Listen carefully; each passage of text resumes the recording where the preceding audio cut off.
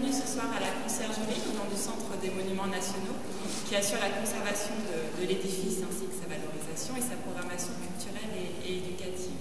Je suis tout particulièrement heureuse ce soir de reprendre les conférences que nous avions initiées il y a déjà quelques années avec les annales historiques de la Révolution française. Merci cher Dominique Godino, merci cher Hervé Lebers de ce partenariat renouvelé.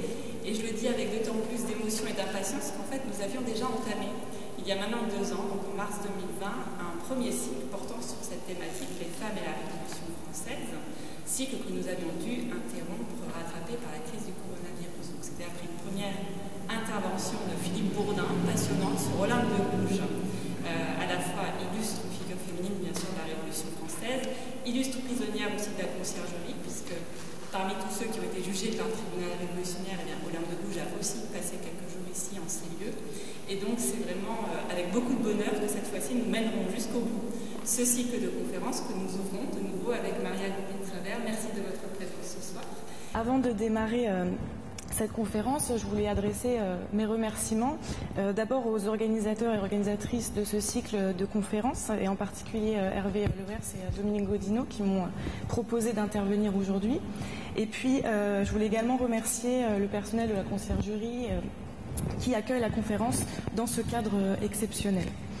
Alors, mon intervention d'aujourd'hui traite effectivement des femmes combattantes dans les armées révolutionnaires, contre-révolutionnaires et impériales entre 1789 et 1815. Et elle porte donc le titre suivant: Femmes combattantes 1789-1815. Ce n'est point en femme que j'ai fait la guerre, je l'ai faite en brave, pour reprendre les mots de l'une d'entre elles, adressés à l'empereur Napoléon Ier en 1805. Alors je vais commencer par une introduction qui va me permettre de vous donner quelques éléments de contexte sur cette question des femmes combattantes. Et pour commencer, je voulais vous montrer cette image, ce document que je trouve particulièrement intéressant. Alors ce document, c'est un portrait d'Angélique Brulon qui figure sur une carte postale datée de 1914. Alors qui est Angélique Brulon? Il s'agit d'une femme originaire de Bretagne qui est née en 1772 et qui participe aux guerres de la période révolutionnaire en étant soldat dans l'armée républicaine entre 1792 et 1799. Donc sur le document, on voit ce portrait d'une femme de 3/4 portant un uniforme militaire et arborant très fièrement ses décorations que l'on voit accrochées sur sa poitrine. Et ces décorations, lesquelles sont-elles? Eh bien, on distingue notamment la Légion d'honneur qui est mise en valeur par la composition de l'image, puisqu'elle est vraiment au centre de cette image. Et Angélique Brulon est effectivement la première femme qui a été décorée de la Légion d'honneur en 1851, soit plus de 50 ans après la fin de son service. Dans les sources, Angélique Brulon est célébrée pour sa conformité aux valeurs militaires, à la fois l'efficacité guerrière, mais aussi pour son obéissance, pour sa discipline. Et pourtant, c'est quelque chose qui peut paraître assez surprenant dans la mesure où les femmes ne sont pas censées être décorées militairement puisqu'elles ne sont pas censées être autorisées à combattre. Elles sont même interdites dans l'armée depuis un décret du 30 avril 1793 qui stipule, donc je vous ai mis ici l'article 1er de ce décret, qui stipule: dans la huitaine du jour de la promulgation du présent décret, les généraux, les chefs de brigade, les chefs de bataillon et tous les autres chefs feront congédier des cantonnements et des camps toutes les femmes inutiles aux armées. Cette loi, elle intervient dans le contexte d'entrée en guerre de la France révolutionnaire contre les puissances monarchiques européennes, donc entrée en guerre qui a lieu le 20 avril 1792, et elle s'inscrit aussi dans une série de lois plus générales qui a pour but de réformer l'armée afin de la rendre plus efficace. Or, on a ici l'exemple d'une femme qui non seulement a intégré l'armée, mais elle est parvenue à s'y maintenir et même à s'y distinguer au point de recevoir une décoration, la Légion d'honneur, décoration suprême. Elle est même célébrée longtemps après sa mort, car, on l'a dit, la carte postale date de 1914.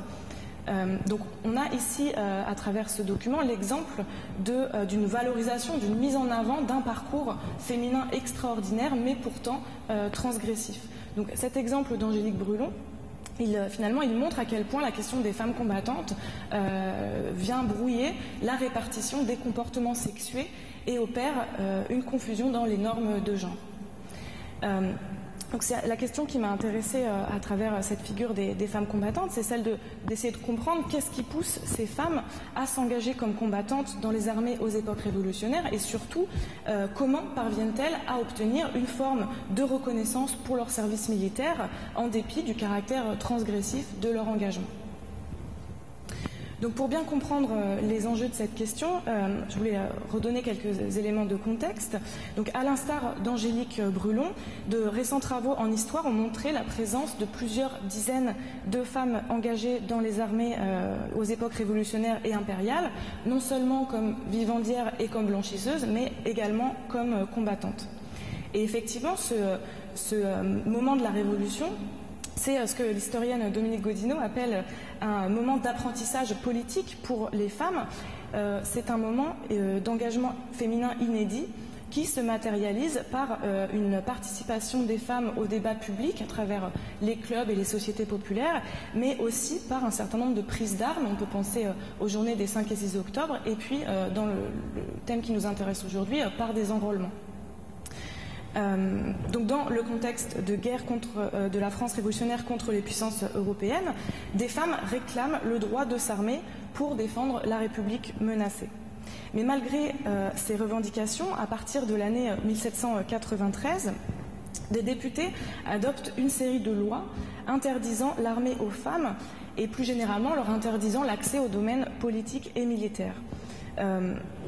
On peut prendre l'exemple du décret du 30 avril 1793 qui exclut les femmes des armées, mais dans la continuité de ce décret, on a aussi la constitution de l'an 1, le 24 avril 1793, qui dénie aux femmes la citoyenneté, et puis le décret du 30 octobre 1793 qui dissout les clubs de femmes. Donc on voit que l'exclusion des femmes de l'armée et de la sphère publique sont deux exclusions qui sont concomitantes, qui arrivent au même moment. Mais malgré cette interdiction, de nombreuses femmes parviennent à s'enrôler et à se maintenir dans les armées, ce qui témoigne d'une part d'une certaine permissivité dans l'application de ces lois, mais également de la capacité des femmes à négocier leur place au sein de l'armée avec la hiérarchie militaire. Mais ces femmes combattantes, si elles sont présentes dans le camp républicain, elles sont aussi présentes dans le camp vendéen, c'est-à-dire le camp opposé au gouvernement révolutionnaire. Côté vendéen, c'est le contexte de guerre civile qui pousse certaines d'entre elles à défendre soit leurs proches menacés par les troupes républicaines, soit à lutter pour la préservation d'un ordre politique et religieux, celui de l'Ancien Régime. Elles jouent donc parfois un rôle dans les affrontements armés, comme combattantes, comme espionnes et également, mais plus rarement, comme dans certaines fonctions de commandement. Mais je vais y revenir. Donc ma communication d'aujourd'hui, elle se concentre sur ces femmes combattantes, principalement les combattantes républicaines, puisqu'elles sont plus nombreuses dans les sources, mais on verra aussi quelques exemples vendéens. Alors, quelles sont les caractéristiques communes à ces femmes ? Tout d'abord, on l'a déjà un peu dit, elles sont présentes dans toutes les armées, indépendamment du camp politique. On les trouve dans les armées révolutionnaires puis républicaines, dans les troupes fédéralistes, dans les troupes royalistes de la Vendée et dans les armées impériales. Et ce qui est assez frappant, c'est la grande diversité des postes qu'elles occupent au sein de ces troupes. Dans les armées révolutionnaires et républicaines, elles sont principalement combattantes et parfois gradées. On trouve aussi des aides de camp, des charretières, des conseillères et des espionnes. Tandis que dans le camp républicain, il y a certes quelques combattantes, mais aussi beaucoup des épouses de grands généraux qui occupent des fonctions de renseignement ou de diplomatie. Donc, à l'issue de cette introduction, on voit que même si l'introduction de l'armée est théoriquement réservée aux hommes, on s'aperçoit qu'en fait, les femmes sont présentes dans ces armées, et ce, dès 1791. Et en fait, la période de 1791-1793, ces 3 années, sont vraiment les 3 années les plus marquées par des engagements féminins dans les armées. L'historien Jean-Clément Martin, qui est spécialiste de la Révolution et en particulier de l'histoire des femmes et de la Vendée, identifie à peu près 80 noms de femmes engagées entre 1789 et 1815. Et en ce qui concerne mon travail, j'ai pu retracer les parcours d'à peu près 55 d'entre elles, du moment de leur recrutement à leur sortie de l'armée et même bien après. Donc en se frayant un chemin dans un univers masculin viril duquel elles sont théoriquement exclues, les femmes présentes dans les armées remettent en question par leur existence même la répartition des rôles de genre. Et donc ça permet de se poser plusieurs questions. D'abord, en quoi ce contexte de la Révolution permet une remise en question des rôles genrés? On peut aussi se demander quelles sont les spécificités de l'expérience féminine de l'armée entre 1791 et 1815. Est-ce qu'il y a une spécificité de l'expérience féminine de l'armée? Et puis enfin, est-ce que ces femmes bénéficient d'une forme de reconnaissance après leur service? Donc pour essayer de répondre à ces trois questions, j'ai construit mon intervention d'aujourd'hui autour de trois moments. D'abord, je reviendrai sur les sources qui permettent de faire cette histoire des femmes combattantes. On s'intéressera ensuite à l'expérience concrète féminine de l'armée au moment de l'engagement, au moment de la formation et puis au moment des combats. Et puis on verra dans un troisième temps comment se construit la mémoire et les mémoires des anciennes combattantes du moment de leur démobilisation à l'élaboration de leur reconnaissance au cours du XIXe siècle. Donc sans plus tarder, je vais commencer ma première partie qui traite des sources qui permettent de faire l'histoire des femmes combattantes. Lorsqu'on parle d'histoire des femmes, on a souvent l'impression qu'il peut y avoir un manque de sources pour faire cette histoire-là. Pourtant, ces sources, elles existent, elles sont même plutôt nombreuses. En ce qui me concerne, pour faire l'histoire des femmes combattantes, j'ai utilisé principalement deux types de sources. D'abord, les dossiers de demande de pension qui sont assemblés par les anciennes combattantes et adressés à l'administration militaire après leur licenciement. Et puis aussi les mémoires publiés par les anciennes combattantes. Donc je vais commencer par vous parler des dossiers de demande de pension. Ces dossiers, donc, je les ai consultés au service historique de la Défense, au château de Vincennes. J'ai pu consulter 53 dossiers qui correspondent chacun à une femme combattante dans les armées.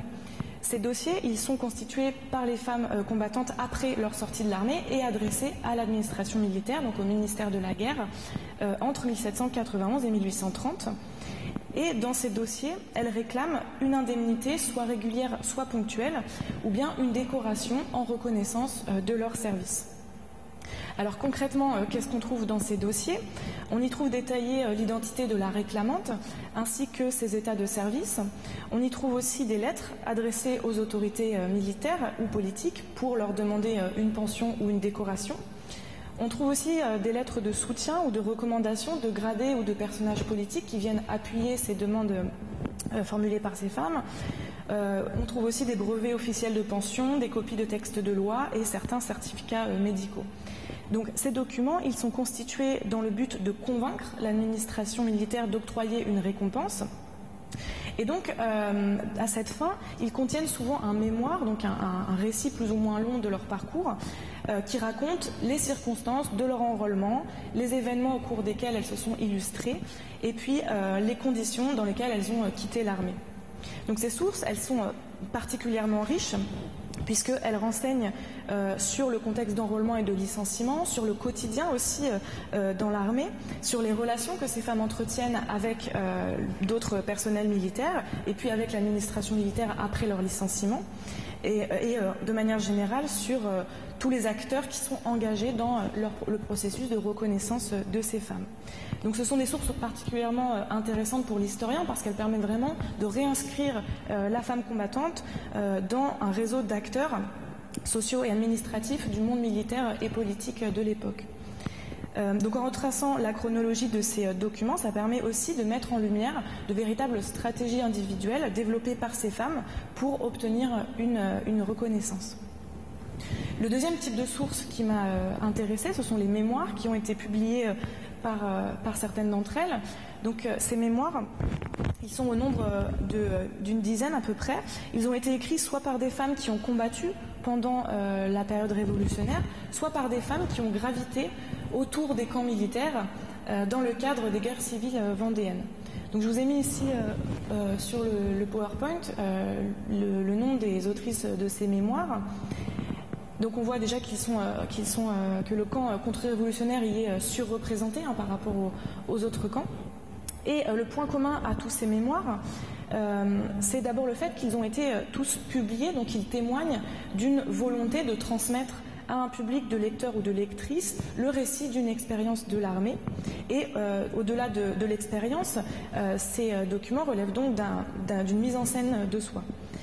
Ils ont également, comme autre point commun, une cohérence temporelle, puisqu'ils ont tous été publiés entre 1814 et 1890, et la majorité d'entre eux a été publiée entre 1814 et 1828. Donc une petite quinzaine d'années qui correspond à une importante vague de publications de mémoires sur la Révolution, mais je vais y revenir. Dans tous les cas, ces points communs ne doivent pas masquer le caractère hétérogène de ce corpus. D'abord, ces femmes sont issues de camps idéologiques différents, puisqu'on a des républicaines, des vendéennes ou encore des femmes qui sont partisans de Napoléon. Elles sont aussi issues d'origines sociales différentes, de classes populaires ou de la noblesse, et puis parfois de la petite noblesse locale à la haute aristocratie. Elles occupent aussi au sein des armées des fonctions très différentes. Certaines sont épouses de grands généraux, certaines sont soldats, d'autres sont espionnes, etc. Donc ce corpus de mémoire, il offre une certaine diversité tout en rendant compte d'une cohérence dans les thèmes abordés et dans la période étudiée. Et l'intérêt de confronter ces mémoires au dossier de pension, ça permet de faire apparaître un certain nombre de thèmes.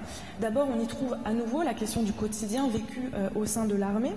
On y trouve aussi à nouveau évoqué la question du rapport aux autres soldats, aux autres militaires. Ils sont aussi racontés plus en détail des récits de bataille, et notamment les hauts faits dans lesquels ces femmes se sont illustrées. Et puis, on peut aussi s'en servir pour étudier la question du rapport de ces femmes à la violence, aux armes, à la formation et à la culture militaire en général. Donc, tous ces mémoires ces publications donnent des éléments sur la manière dont ces femmes parviennent à s'adapter à cet univers militaire viril. Enfin, l'intérêt des mémoires est aussi de pouvoir étudier les préfaces qui renseignent quant à elles sur les stratégies éditoriales et les objectifs des autrices à publier leurs mémoires. Donc toutes ces sources, elles renseignent finalement sur la diversité des expériences féminines du monde militaire entre 1789 et 1815. Donc le point commun entre les mémoires et les dossiers de pension, c'est aussi que ce sont des sources à la première personne qui relèvent d'une mise en scène de soi, d'une représentation, mais d'autres sources construisent ces représentations de femmes combattantes qui sont produites par d'autres acteurs, des acteurs extérieurs, et cela correspond à un troisième corpus, on pourrait dire, qui sont les sources secondaires que j'utilise aussi dans mon travail. Donc ces sources secondaires, ces chansons, iconographies, articles de presse, apportent une perspective extérieure au discours sur les femmes combattantes. Alors, quelles sont ces sources? On trouve des chansons révolutionnaires qui renseignent sur le contexte de mobilisation des combattantes. On trouve aussi de l'iconographie révolutionnaire qui met en scène, alors pas des femmes dans les armées, mais des femmes en armes, qu'elles soient seules ou en groupe. Donc, je vous ai mis ici deux exemples de ces représentations de femmes en armes. On voit ici à gauche l'affrontement entre les 800 femmes parisiennes menées par Reine Audu et les gardes du corps de la Maison du Roi lors des journées des 5 et 6 octobre 1789. Et puis sur la droite, un cortège révolutionnaire qui représente un groupe de femmes tenant des piques et participant donc à ce défilé.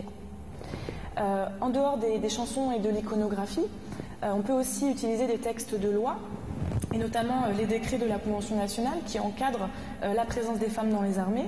On peut aussi utiliser des rapports de séance à l'Assemblée nationale où il est parfois question de certaines d'entre elles. Et puis, de manière générale, des textes publiés par le gouvernement révolutionnaire, et notamment une source très intéressante pour moi sur laquelle je vais revenir, qui s'intitule « Le recueil des actions héroïques et civiques des républicains français » et qui date de 1793. Donc tous ces documents contribuent à construire et à diffuser des représentations de femmes combattantes héroïques. Et puis, après la sortie de l'armée, on trouve aussi comme source très riche des articles de presse qui ont été publiés au cours du XIXe siècle dans la presse régionale ou dans la presse nationale. Donc j'ai mis ici trois exemples d'articles qui concernent ces femmes engagées dans les armées à l'époque révolutionnaire. Et ces articles de journaux apportent sur la vie des femmes après leur départ de l'armée et également sur leur notoriété et sur la reconnaissance dont elles bénéficient auprès du public ou des instances officielles après leur sortie de l'armée également. Ces journaux, ils montrent que la figure des femmes combattantes de la Révolution est régulièrement réactivée au cours du XIXe siècle et on constate que ces représentations de femmes combattantes, elles évoluent du début à la fin du siècle en fonction des contextes politiques et de l'évolution de la mémoire de la Révolution, de la période révolutionnaire. Donc ce détour par les sources nous amène à considérer plusieurs éléments. D'abord, le fait que, certes, les femmes ont longtemps été invisibilisées dans les armées. Pourtant, on constate une diversité de sources pour appréhender ces figures de femmes engagées, des sources qui sont à la fois produites par elles-mêmes et par des acteurs extérieurs. Mais surtout, on voit que ces sources administratives, littéraires, iconographiques et journalistiques nous permettent de retracer de véritables itinéraires biographiques et cela concerne une cinquantaine de femmes entre 1789 et 1815 et on parvient donc à retracer leur parcours du moment de leur engagement à la construction de leur mémoire au XIXe siècle. Donc pour entrer un petit peu plus concrètement dans le vif du sujet, on va maintenant parler de l'expérience féminine de l'armée. Et pour commencer, on peut regarder quelles sont les raisons de leur enrôlement. Et on va s'apercevoir rapidement que cet enrôlement, cet engagement, il est avant tout politique, mais aussi familial. Alors, pour ces femmes, l'enrôlement est une forme d'engagement politique qui est motivée, qui peut être motivée par une volonté de participer à la défense d'une cause plus grande qu'elle, d'une cause dépassant les intérêts individuels. Que ce soit pour la préservation de l'ordre politique et social de l'Ancien Régime, dans le cas des royalistes, ou bien pour la défense de la République, dans le cas des révolutionnaires et des républicains. Alors si on regarde un petit peu ce qu'en disent ces femmes combattantes, Renée Bordereau, qui est une combattante vendéenne, qui prend les armes entre 1793 et 1796, écrit dans la préface de ses mémoires, elle écrit qu'elle était sans ambition et sans autre but que le triomphe de la religion et le rétablissement du roi légitime. Reine Chapuis, quant à elle, affirme que c'est l'amour seul de la patrie, l'espoir flatteur de cueillir sous son déguisement les lauriers républicains, la perspective si douce de porter le dernier coup aux traîtres et aux rebelles qui étaient ses guides. Mais il y a d'autres raisons que celui de l'engagement politique qui sont mentionnées par ces femmes, et souvent cet engagement il est motivé par des raisons qui sont davantage familiales et affectives. En effet, sur les 28 dossiers de demande de pension dans lesquels on connaît le statut marital des combattantes, 13 d'entre elles sont épouses de militaires, que ce soit des soldats ou des officiers. On peut citer l'exemple de Rose Barreau, donc Rose Barreau qui est grenadier dans les armées révolutionnaires de mars 1793 à septembre 1793. Et Rose Barreau, elle accompagne son époux sur le champ de bataille. Et dans une lettre du capitaine de la Tour d'Auvergne, qui est à la tête des grenadiers de l'armée des Pyrénées-Orientales, au général de la Bourdonnais, qui date du 14 juillet 1793, il parle justement de cette Rose Barreau et il mentionne qu'elle était attachée à son mari. Il dit en effet: Général, j'ajouterai à ma relation d'hier de l'attaque du retranchement de Berry-à-Tout que la citoyenne Liberté Rose Barreau, née à Saint-Malins, district de Castres, département du Tarn, grenadier elle-même dans la compagnie à laquelle est attaché son mari, s'est montrée plus qu'un homme dans l'attaque du retranchement et de l'église crénelée de Berry-à-Tout, jusqu'au moment où son époux est tombé à son côté, au pied du retranchement, percé d'un coup de feu. Alors, cette héroïne républicaine est redevenue une femme sensible. Elle s'est livrée aux excès de la plus profonde douleur. Donc on voit ici que l'engagement de cette femme est concomitant avec celui de son mari et qu'ils se retrouvent ensemble à combattre côte à côte. On peut faire un parallèle avec les chansons de l'époque et notamment une chanson qui s'intitule « Le départ des Amazones françaises des 83 départements » dont une des strophes dit « Engagez-vous, filles charmantes, dans ce superbe régiment, puisque tous vos amoureux partent, vous pouvez les suivre aisément. » On peut également citer encore un exemple avec les sœurs Théophile et Félicité Fernig qui s'engagent en 1792 pour suivre leur père. Donc on voit s'exprimer dans un certain nombre de sources les liens qui existent entre l'engagement familial et l'engagement politique.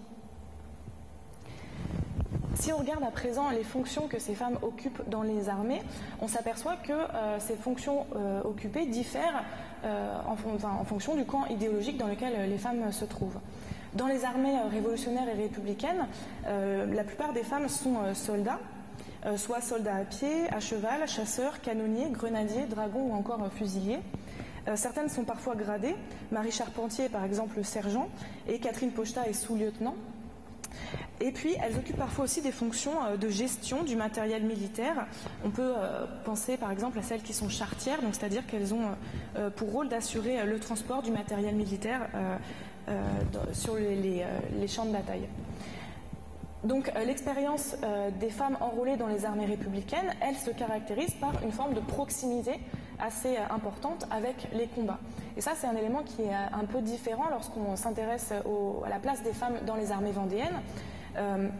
En effet, on a quelques combattantes comme Renée Bordereau, mais elles restent assez rares. Et en fait, la majorité des femmes qui sont présentes dans les armées vendéennes le sont en tant qu'épouses de grands généraux. Donc, pour ces femmes-là, elles occupent un rôle davantage d'observatrices que de combattantes. Et cette appartenance à la noblesse induit une proximité avec le commandement qui leur donne parfois l'occasion, de manière ponctuelle, d'occuper des fonctions de diplomatie, donc en négociation ou bien d'être messagère, mais aussi parfois de capter l'autorité militaire de leur mari pour être en mesure de donner des ordres. Et là, on peut prendre l'exemple de Madame de Bonchamp, qui est épouse du général de Bonchamp. Son mari meurt en octobre 1793 et un mois plus tard, lors de la bataille de Dole, Madame de Bonchamp donne l'ordre à des Vendéens qui sont en train de s'enfuir de retourner au combat. Et cette autorité, elle lui vient directement de son statut de veuve d'un grand général mort un mois avant.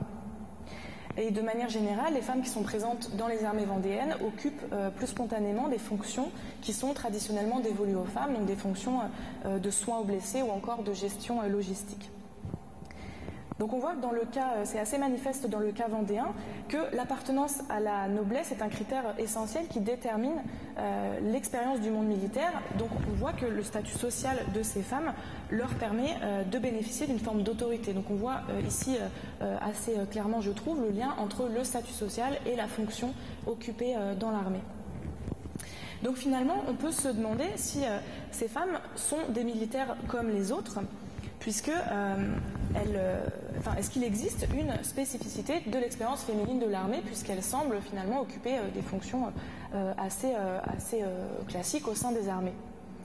Alors, au moment de l'intégration dans l'armée, ces femmes deviennent en effet des soldats, on pourrait dire, comme les autres. En effet, elles partagent la vie quotidienne difficile des autres soldats, notamment les déplacements sur des longues distances, les fatigues, les blessures, les difficultés de ravitaillement, les carences alimentaires. Elles sont aussi vulnérables aux maladies. Et dans les sources, les dossiers de demande de pension mentionnent ces difficultés et les conséquences sur leur santé.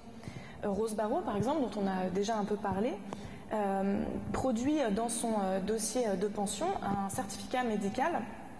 Et le médecin écrit à propos de Rose Barreau: « D'après notre examen, nous certifions que ce militaire est atteinte de violents maux de tête, qu'elle a la vue et l'ouïe affaiblie, qu'elle a des douleurs rhumatismales aux parties inférieures et les différentes infirmités qui la privent d'agir librement pour gagner sa vie lui proviennent des fatigues de la guerre, du bivouac et des intempéries des saisons qu'elle a endurées à la guerre de la liberté. » Donc le médecin, il fait ici assez clairement le lien entre ces infirmités et les blessures qu'elle a reçues à la guerre. Ces blessures qui l'empêchent de gagner sa vie. Mais il y a d'autres composantes de cette vie militaire que vivent les femmes combattantes. Tout d'abord, le moment de l'entrée dans l'armée est un moment où elles acquièrent une culture militaire. Elles apprennent en effet le lexique des armes et de la vie des camps, le jargon militaire. Certaines obtiennent même un surnom. Félicité Duguay se fait par exemple appeler va de bon cœur et Thérèse Figueur sans gêne. Et ça peut paraître un élément anecdotique, mais en réalité, le fait qu'elles obtiennent un surnom est assez révélateur de leur intégration, de leur bonne intégration au sein des troupes. Elles acquièrent aussi des compétences guerrières, notamment le maniement des armes au moment de la formation militaire. Et dans certains métiers spécifiques, comme les grenadiers ou les canonniers, elles acquièrent des compétences guerrières très spécifiques. Certaines maîtrisent aussi des compétences tactiques. On a vu l'exemple des Vendéennes qui, proches du commandement, peuvent parfois avoir un regard plus tactique sur les événements militaires. Elles acquièrent également une expérience des combats et les dossiers de demande de pension témoignent d'une implication physique importante dans les combats et les blessures aussi sont des témoignages de cette implication physique. Et puis enfin, elles incorporent les valeurs viriles propres à l'univers militaire, comme par exemple l'honneur, la discipline, l'obéissance ou encore le sens de la hiérarchie. Et toutes ces valeurs, elles structurent, si on veut, le monde militaire et elles contribuent à forger un cadre culturel de référence pour tous les soldats. Dans les sources, les champs lexicaux qui sont employés pour décrire ces femmes empruntent à ces valeurs, donc témoignent finalement de l'incorporation de ces valeurs chez ces femmes. Françoise Ronel, par exemple, s'est conduite avec honneur et probité dans le 2e bataillon du Haut-Rhin. Marie Barrère s'est, elle, conduite avec honneur, courage et fiabilité. Pour autant, certaines qualités qui sont perçues comme féminines sont parfois également mises en avant. Louise de Hossé, par exemple, est louée par des officiers pour la pureté de ses mœurs, la modestie et toutes les vertus de son sexe. Donc on voit ici une forme de valorisation, mais qui est ambiguë du point de vue du genre, puisqu'on met à la fois en avant leurs compétences guerrières, mais aussi leur appartenance à des vertus perçues comme féminines. Donc pour toutes ces raisons, le fait qu'elles partagent la vie des autres soldats, les femmes militaires ont tendance à se revendiquer avant tout comme soldats. Et je voulais m'arrêter un peu sur une lettre qui moi, m'a particulièrement intéressée lorsque j'ai fait ce travail. C'est une lettre adressée par Marie-Henriette Xentrailles à l'empereur Napoléon Ier en mars 1805 et qui donne du coup le titre de cette conférence. Donc dans cette lettre, Marie-Henriette Xentrailles écrit à l'empereur « J'ai fait partie de la dernière expédition de l'armée d'Égypte. J'y fus envoyé au général en chef Menou pour remplir et continuer près de lui mes fonctions d'aide de camp. Je demande justice à votre majesté. Je lui demande une retraite ou un emploi qu'on m'a refusé jusqu'à présent parce que je suis femme. Mais j'étais femme quand j'ai repris aux Prussiens, mes compatriotes, un parc d'artillerie de 45 pièces de canon sur la montagne du Prince Charles à Hombourg. Quand j'ai empêché la révolte de la 44e demi-brigade d'infanterie. Quand j'ai sauvé le 11e bataillon du Doubs et un gros détachement de gendarmerie. Quand j'ai préservé des fureurs de la guerre les bâtiments d'Endenhofen. Quand j'ai pansé les blessés sur le champ de bataille. J'étais femme aussi quant à la journée du 22 juillet 1793. Mes avis ont contribué au salut de toute l'armée du Rhin que la nuit commençait à tourner. J'étais chargée alors de dépêches pour le général en chef que je suis parvenue à lui remettre malgré la poursuite de plusieurs détachements ennemis qui me forcèrent à me jeter à la nage pour traverser la rivière. Et elle conclut en disant « Sire, ce n'est point en femme que j'ai fait la guerre, je l'ai faite en brave ». Donc cette lettre, moi, elle m'intéresse beaucoup parce qu'elle est construite sur une opposition, sur l'opposition apparente, pour elle en tout cas, entre d'une part l'appartenance au genre féminin et d'autre part sur la capacité à mener des actions militaires. Et en fait, Marie-Henriette Xentrailles, ici, elle revendique conjointement ces deux parties de son identité, à la fois femme et soldat, et elle dénonce du même coup une forme d'hypocrisie de l'administration militaire qui lui refuse une pension en raison de son genre. L'idée derrière cette lettre, c'est de dire « mon genre ne m'a pas empêché de combattre, alors pourquoi m'empêcherait-il d'obtenir une pension ?» Donc on voit ici que cette revendication de ces deux parties de son identité, elle a tendance même dans la dernière phrase du document à mettre en avant son identité de soldat plutôt que son identité de femme. Du coup, ça nous amène à nous questionner, est-ce qu'il existe des spécificités liées au genre dans cette expérience féminine de l'armée, puisque ces femmes ont tendance à mettre en avant, au contraire, le fait qu'elles sont avant tout des soldats. Alors moi, j'en ai identifié trois principales. D'abord, ces femmes, pour intégrer l'armée, elles sont contraintes, pour en tout cas la moitié d'entre elles, d'avoir recours au travestissement. La raison, elle peut être stratégique. L'idée, c'est d'être obligé de se déguiser pour pouvoir intégrer l'armée dans un moment où c'est interdit pour les femmes. Mais elle peut être aussi de manière très pratique, de manière beaucoup plus pragmatique, puisque l'uniforme permet une fluidité de mouvement et une utilisation facilitée des armes. Une autre spécificité liée au genre pour ces femmes, c'est ce qui m'a semblé être, dans les sources, une conscience d'adopter un comportement non conforme au rôle social féminin attendu. Thérèse Figure, par exemple, dans ses mémoires, au tout début de ses mémoires, écrit « Le démenti », donc au moment où elle endosse pour la première fois la tenue de soldat, elle écrit « Le démenti était donné à la nature qui s'était amusée à me créer femme. Ma vocation venait de se prononcer. Thérèse Figure était soldat. » Donc dans cette phrase, il y a l'idée de quelque chose qui serait contre nature, une incompatibilité entre le fait d'être femme et d'être soldat. Et puis, un dernier élément qui m'a frappé dans ces sources, c'est la question des violences sexuelles, puisque j'ai pu constater, et notamment dans les mémoires de Thérèse Figure, plusieurs mentions d'agressions sexuelles. J'ai noté dans les mémoires de Thérèse Figure quatre moments où elle affirme avoir échappé de peu à des agressions. Donc cette menace, elle contribue à faire de l'expérience de l'armée une expérience genrée qui est un peu différente de celle des hommes. Le genre est donc un élément qui induit des spécificités dans l'expérience des femmes dans l'armée. Et ce qui est intéressant aussi, c'est que lorsqu'il est conscientisé, lorsque cette spécificité est conscientisée, elle peut être utilisée par ces femmes comme un outil stratégique. Et Louise de Hossé, par exemple, elle parvient à échapper à la peine de mort en révélant son sexe féminin alors qu'elle est emprisonnée en tant que soldat homme. Et donc au moment où elle révèle son sexe, elle est libérée. Donc maintenant qu'on a exploré un peu l'expérience de ces femmes-là, on peut essayer de se demander qu'est-ce qui se passe pour ces femmes une fois qu'elles sortent de l'armée. En effet, le licenciement, c'est un moment clé pour ces femmes, qui correspond au passage du monde militaire à la société civile. Et dans ce processus, au cours de ce processus, les femmes engagées sont contraintes, sauf exception, de réintégrer des rôles sociaux féminins. Mais ce n'est pas pour autant un moment de rupture totale avec le monde militaire, puisque comme le montrent les sources, il y a un maintien de liens avec les acteurs du monde militaire. Et les femmes combattantes ont d'autant plus intérêt à maintenir ce lien que le soutien de certains anciens supérieurs leur permet parfois d'obtenir des pensions.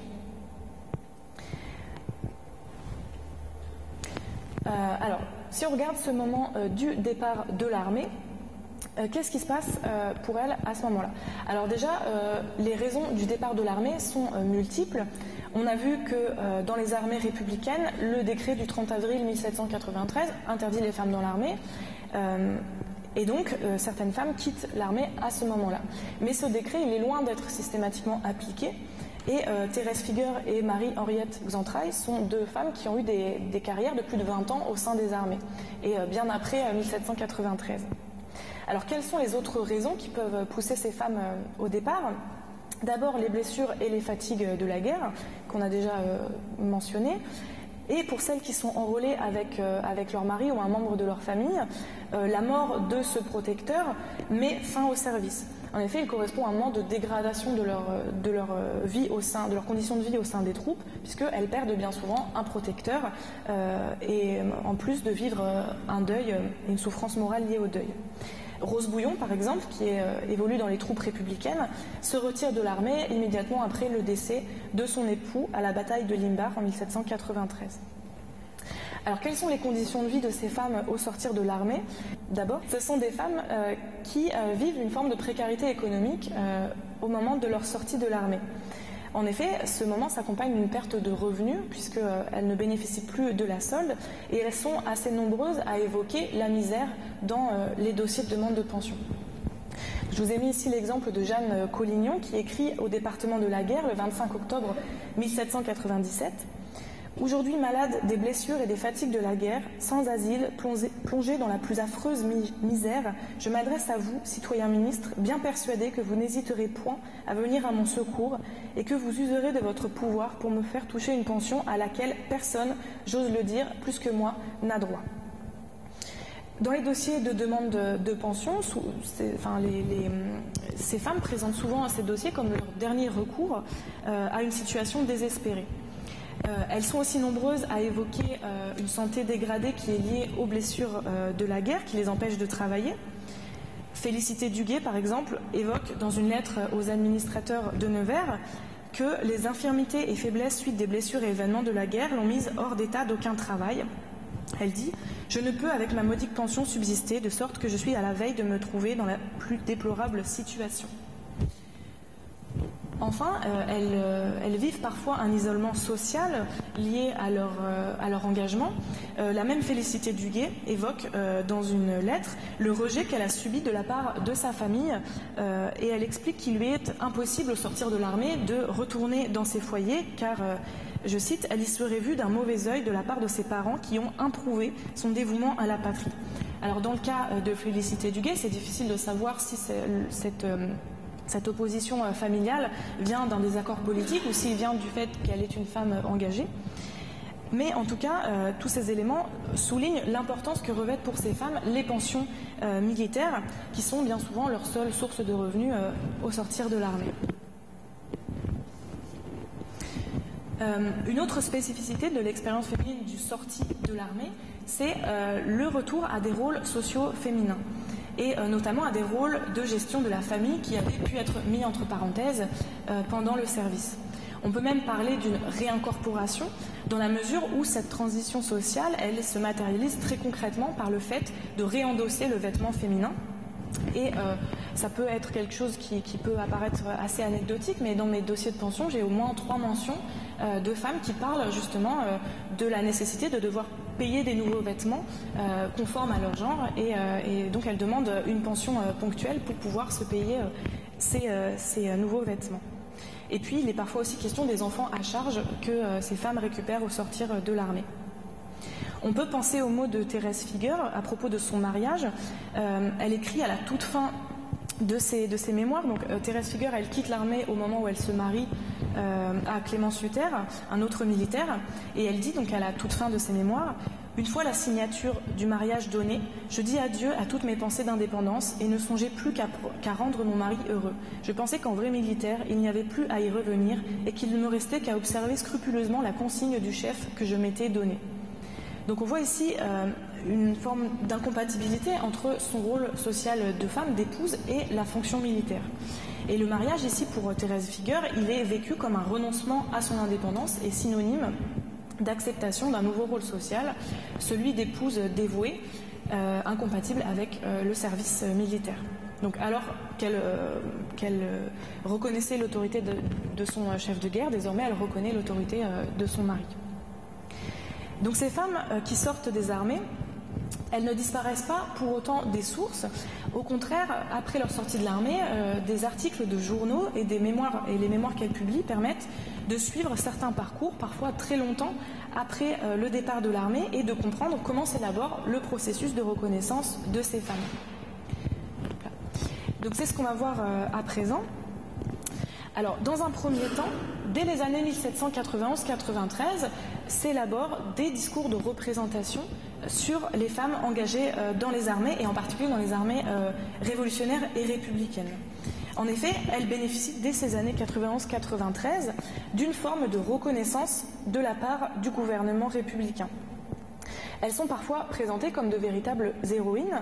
On peut penser au recueil des actions héroïques et civiques des républicains français, qui est un document publié en 1793, qui est tiré à plus de 150 000 exemplaires et diffusé dans les municipalités, les armées, les sociétés populaires et les écoles. Et en fait, dans ce document sont racontés des récits héroïques de soldats qui ont eu des faits d'armes particulièrement spectaculaires, et on trouve certaines femmes combattantes mentionnées dans cette source. C'est le cas notamment de Rose Barreau, dont j'ai parlé déjà plusieurs fois. Mais cette valorisation, on peut quand même souligner le fait qu'elle est ambiguë, puisque si elles sont présentées comme des héroïnes, elles sont à la fois présentées comme des soldats particulièrement efficaces, mais aussi comme des femmes qui incarnent des vertus à la fois patriotiques et féminines. On a, à partir de 1814, un tournant dans cette mémoire, puisque ce moment correspond au retour au pouvoir des Bourbons. Donc il devient plus délicat pour les anciennes combattantes révolutionnaires et républicaines de demander une reconnaissance, qu'elle soit financière ou symbolique, pour leur service.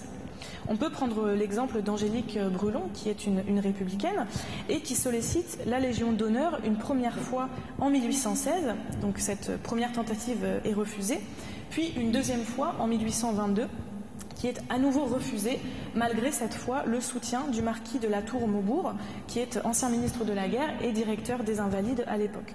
Donc on voit que le contexte politique est ici défavorable pour ces femmes. En revanche, ces années 1814-1848, où s'exprime un contexte plus favorable à l'élaboration de discours mémoriels issus du parti contre-révolutionnaire. Donc si on a un effacement de la mémoire des combattantes républicaines, au contraire, on a un essor des mémoires de Vendéennes qui est encouragé par un contexte éditorial favorable. Dans ces années 1814-1825 en particulier, on a une augmentation du nombre de lecteurs, un développement de l'imprimé, une volonté aussi du public de mieux connaître les événements révolutionnaires.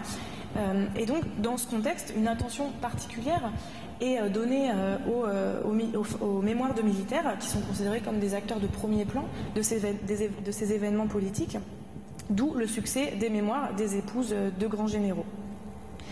Donc, on voit dans cette première moitié du XIXe siècle la diffusion d'un récit, s'imposer la diffusion d'un récit contre-révolutionnaire.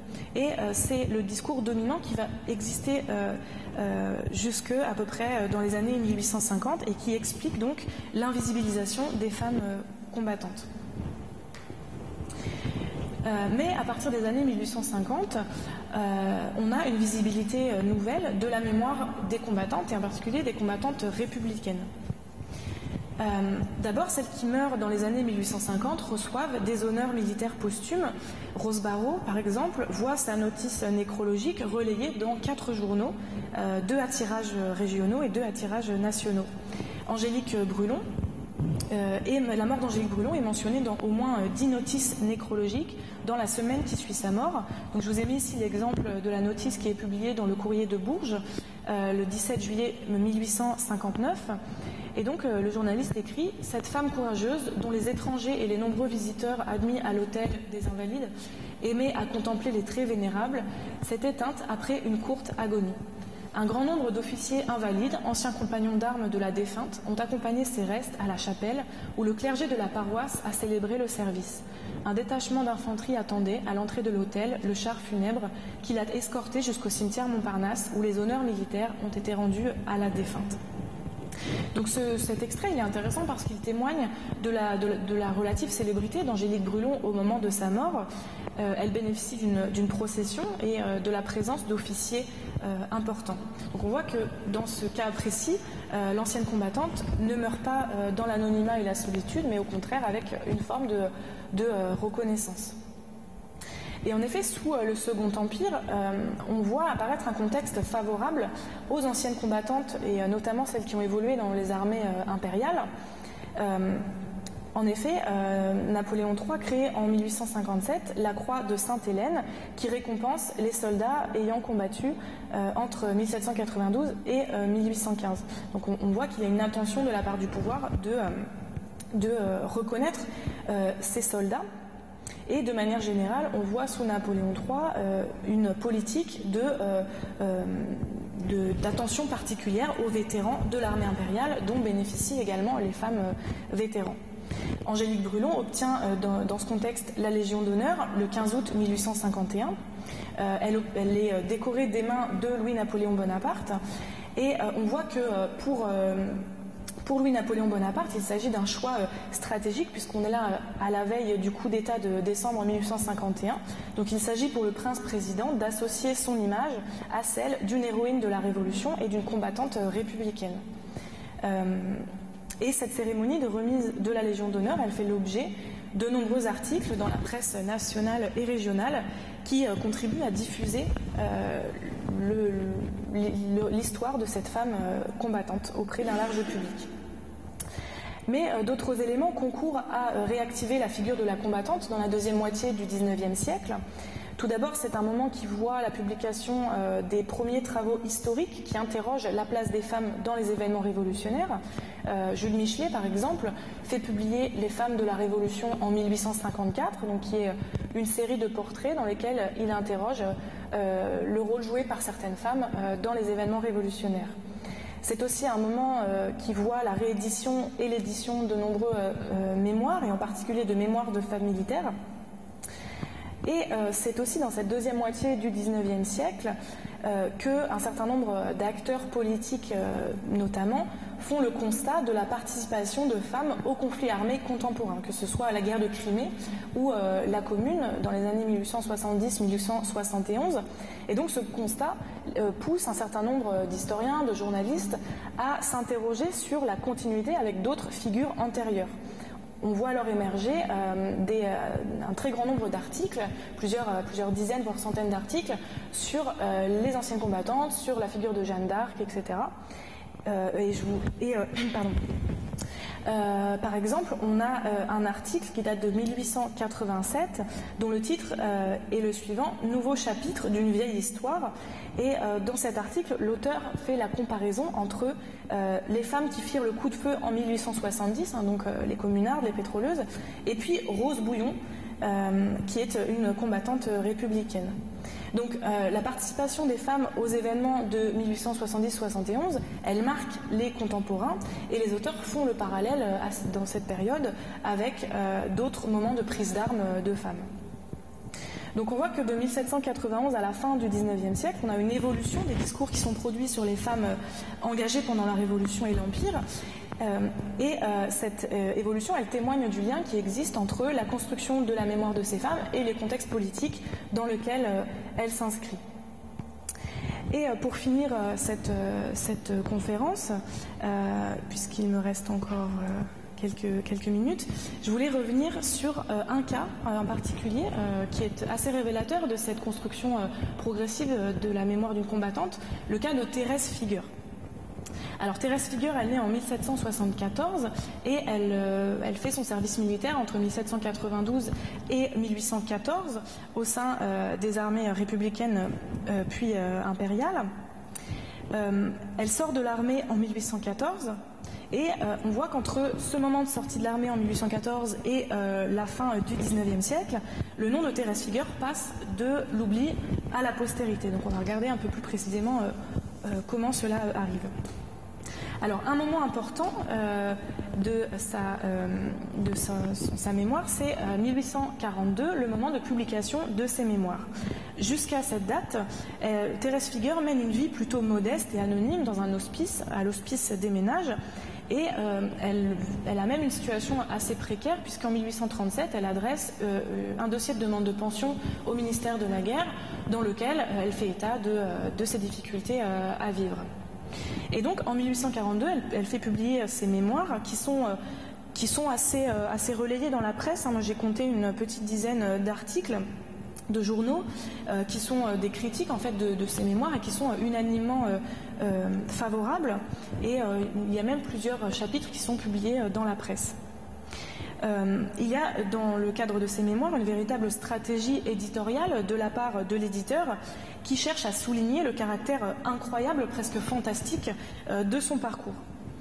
Et je voulais m'arrêter un peu sur un extrait de la préface de ces mémoires, donc préface écrite par Saint-Germain-le-Duc, donc qui est le rédacteur des mémoires. Et dans la préface, il raconte sa première rencontre avec Thérèse Figueur. Donc il dit à son interlocuteur « Présentez-moi vite à elle, c'est un ange descendu du ciel ». Et son interlocuteur, qui connaît déjà Thérèse Figueur, lui répond et la décrit « Fi donc, rien n'est plus vulgaire qu'un ange. Quelle femme n'a pas un cœur d'ange? Madame Suter est mieux que cela. C'est un vieux dragon de la République descendu de cheval après 22 ans de service. Un démon qui pendant 22 ans a brûlé la cartouche et sabré de cette jolie menotte que vous lui voyez notre sexe masculin aux quatre coins de la terre. Sa conduite de femme a son prix et n'est pas commune, n'est-ce pas?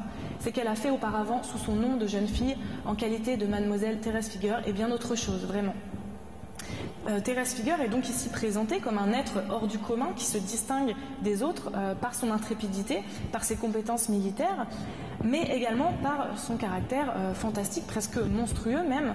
On a dans cette préface le jeu de mots sur le mot dragon, et puis on a quand même le mot démon qui est présenté. Et donc elle semble ici gagner en monstruosité ce qu'elle perd en féminité.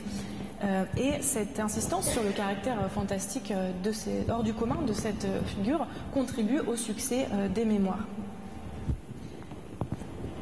Ensuite, en 1857, Thérèse Figueur obtient la médaille de Sainte-Hélène qui récompense sa participation aux campagnes de 1792 à 1814 et elle réapparaît dans la presse à cette occasion. Et puis elle meurt le 4 janvier 1861. Elle bénéficie alors d'un long article biographique dans le journal des débats politiques et littéraires, qui est un journal national assez important, et qui est article qui est repris dans d'autres journaux nationaux dans les jours qui suivent. Donc on voit qu'au moment de sa mort, par la publication de ses mémoires, puis au moment de sa mort, elle bénéficie d'une relative célébrité.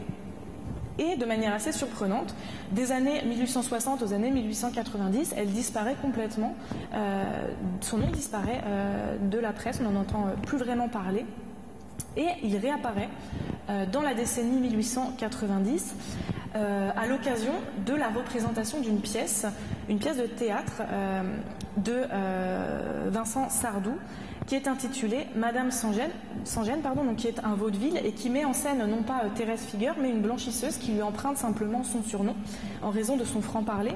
Et cette pièce est un immense succès qui réactive du coup l'intérêt de certains journalistes et historiens pour ce qu'ils appellent la véritable Thérèse Figueur, la véritable Madame Sans-Gêne. On voit alors se multiplier des notices biographiques dans la presse et Émile Serre, qui est un journaliste, publie une synthèse historique sur les femmes soldats, dont Thérèse Figueur est la figure centrale en 1894. Et cette même année 1894, il réédite les mémoires de Thérèse Figueur sous le titre de La vraie Madame Sans-Gêne, en référence du coup à la pièce de Vincent Sardou. Donc ces deux publications ont un retentissement assez important et font à nouveau l'objet de dizaines de recensions dans les années qui suivent la publication. Donc ce cas de Thérèse Figueur, il est assez intéressant pour plusieurs raisons. D'abord parce qu'il montre une femme qui a eu une carrière assez exceptionnelle de plus de 20 ans au sein des armées, mais qui tombe malgré tout dans l'oubli au cours du XIXe siècle avant d'être véritablement réhabilitée à la fin du siècle. Ce cas, il est aussi révélateur du mécanisme de construction de la mémoire des combattantes. On voit que la construction de leur mémoire est un processus long et complexe qui est tributaire du contexte politique, mais aussi parfois du contexte culturel dans lequel il s'inscrit. On voit que si la Restauration est propice à l'élaboration de la mémoire des Vendéennes, la reconnaissance des républicaines est quant à elle plus tardive. Et puis je voulais terminer cette intervention en rappelant que même ces femmes combattantes, on a quand même des traces de ces femmes dans certains lieux de mémoire, ce qu'on pourrait qualifier comme lieux de mémoire. Je vous ai mis ici la plaque commémorative de la naissance de Thérèse Figueur à Talmay, dans la ville de Talmay, en Côte d'Or, qui a été fait poser par la mairie en 1907, donc qui montre que la mémoire de cette femme était encore un peu active de manière locale en 1907. Et puis plus proche de chez moi, puisque je viens de Bretagne, la rue Angélique Brulon à Dinan, qui montre que localement il a pu persister une forme de mémoire pour ces femmes. Voilà, je vous remercie de votre attention.